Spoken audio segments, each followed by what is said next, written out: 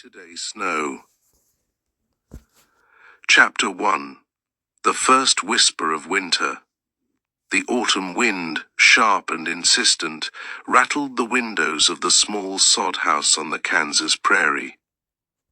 Inside, Elara hummed a tune as she kneaded dough, her hands strong and practiced. Her daughters, Lillian and Daisy, played quietly by the hearth, their laughter a soft counterpoint to the wind's mournful sigh. It was late October, and a chill had settled in, promising an early winter. Arthur, Elara's husband, was away in the coal mines of Pennsylvania, a necessary sacrifice for the promise of a better life on their homestead. His letters, infrequent but cherished, spoke of his longing for home and the day he could return for good. Chapter 2. A Sudden Fury. The next morning dawned deceptively calm. A pale sun struggled to break through a sky the color of slate. By midday, however, the wind had returned with a vengeance, bringing with it the first flakes of snow.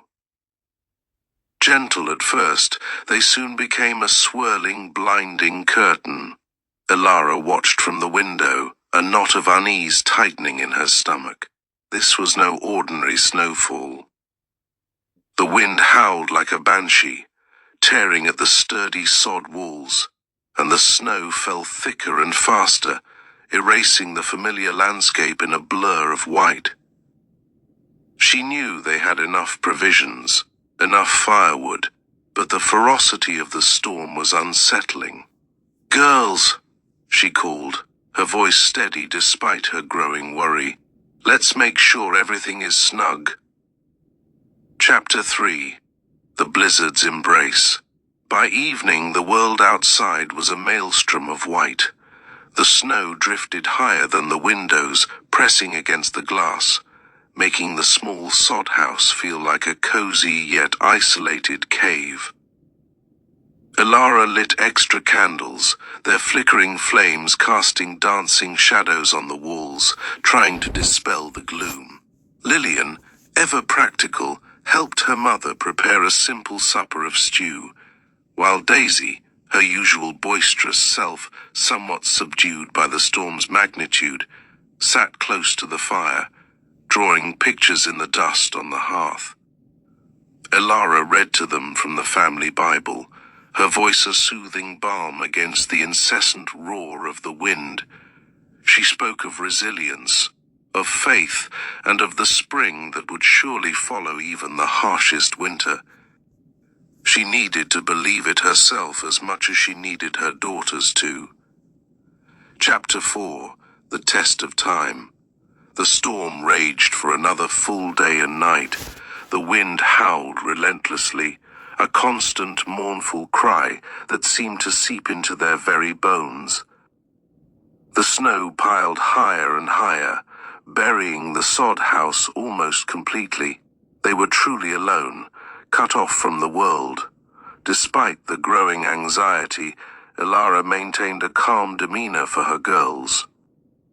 She rationed their dwindling supplies carefully, teaching Lillian how to mend socks and Daisy how to braid rags into a small mat.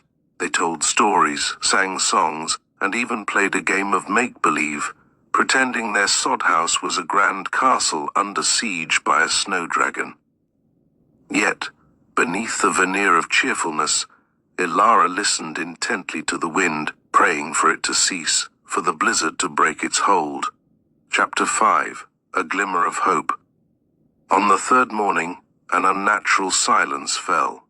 Elara woke with a start, her ears ringing from the sudden absence of the wind's roar. She rushed to the small window, her heart pounding with a mixture of fear and hope. The snow still pressed against the glass, but through a small, clear patch she could see it, a faint, ethereal glow, the sun. It was struggling to pierce through the thick cloud cover, but it was there.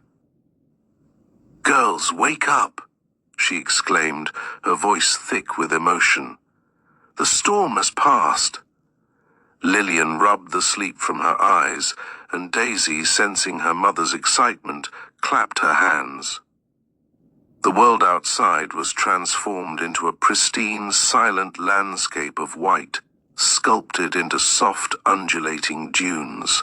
Their sod house was almost entirely buried, a testament to the blizzard's power. Chapter 6. A Path Forward. Digging out was a monumental task, but Ilara was undaunted. She wrapped scarves around the girls' faces and bundled them in extra layers. With the largest shovel they owned, Ilara began to tunnel her way out, the snow incredibly deep and heavy. Lillian, though small, helped clear the snow closest to the door, while Daisy cheered them on from just inside, her breath fogging in the cold air. It was slow, arduous work, but with each scoop of snow, the opening grew larger, and the promise of the outside world beckoned stronger. Finally, Ilara broke through to the surface, gasping at the sheer expanse of white. The prairie stretched out, an unbroken canvas of sparkling snow under a brilliant cloudless sky. She looked back at her daughters, their faces rosy from the cold but alight with triumph. "We did it," Ilara said, her voice filled with quiet pride. "We faced the storm, and we are still standing." They huddled together, three figures against the vast, beautiful, and unforgiving landscape, their resilience shining brighter than the sun on the snow. The journey ahead would be long, but they had faced down the greatest challenge and emerged stronger, together. Chapter 7. Reunion and Renewal. Weeks later, the snow had begun its slow melt, revealing the dormant prairie beneath. The sod house, no longer buried, stood firm against the elements.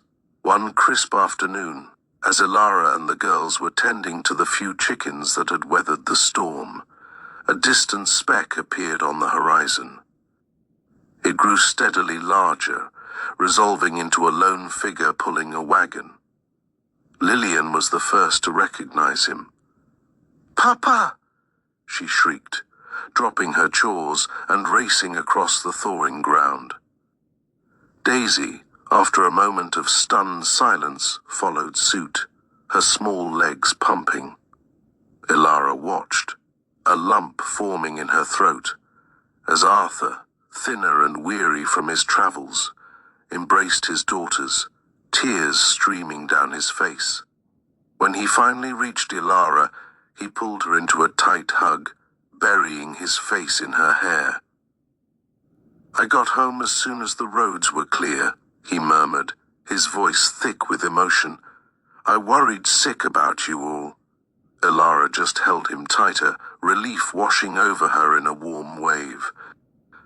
They were together again, a family forged stronger by the trials they had faced. The blizzard had tested them, but it had also shown them the depth of their love and resilience. The spring, though still tentative, felt like a true new beginning. Chapter 8. Seeds of Tomorrow. With Arthur home, a renewed sense of purpose filled the sod house.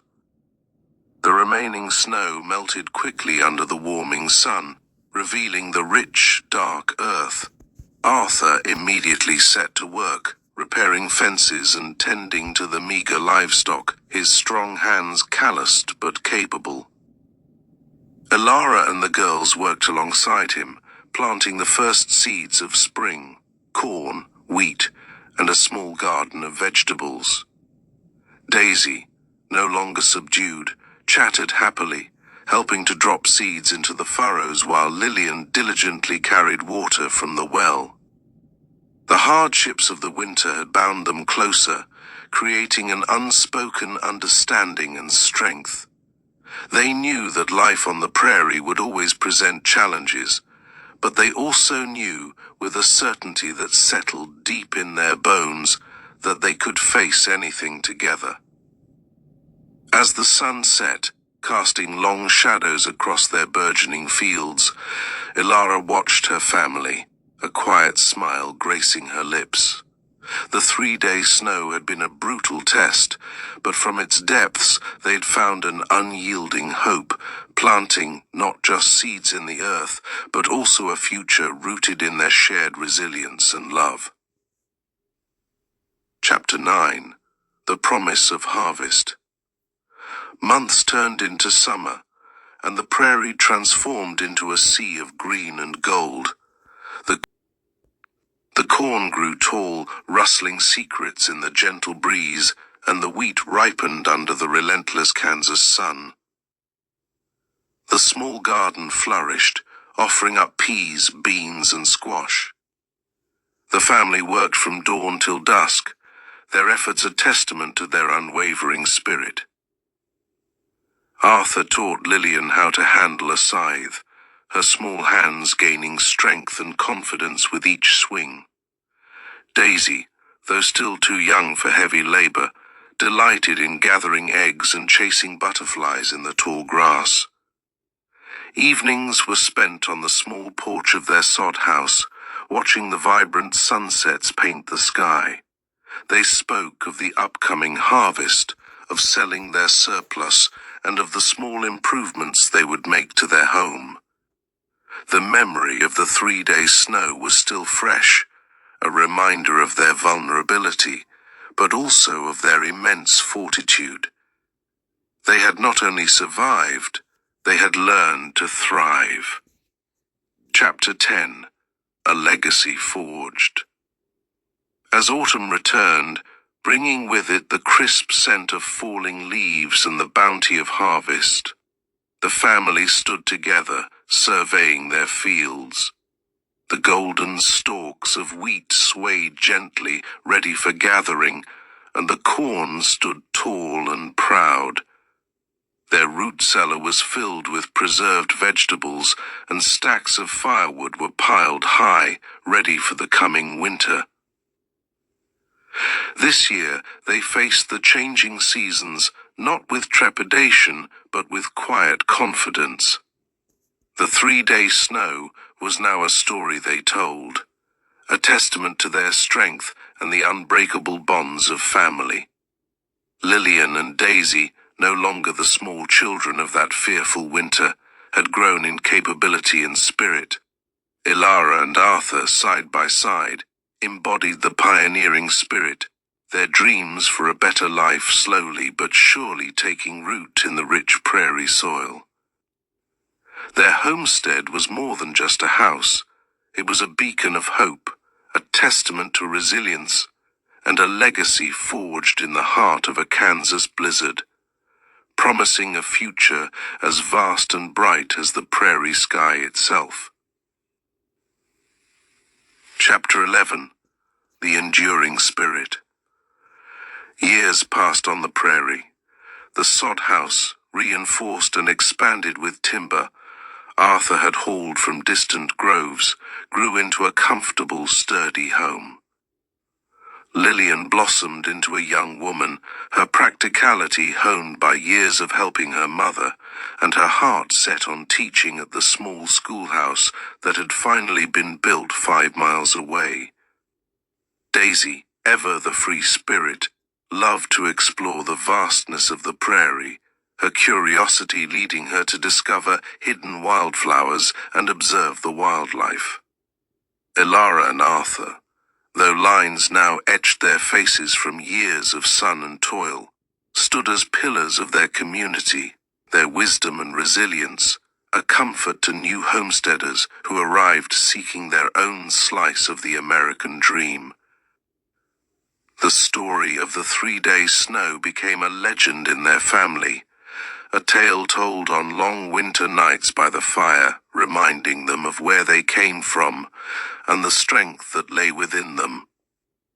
It was a story not of fear, but of enduring spirit, of love that conquered all, and of the unwavering belief in the promise of tomorrow, forged in the heart of the Kansas prairie.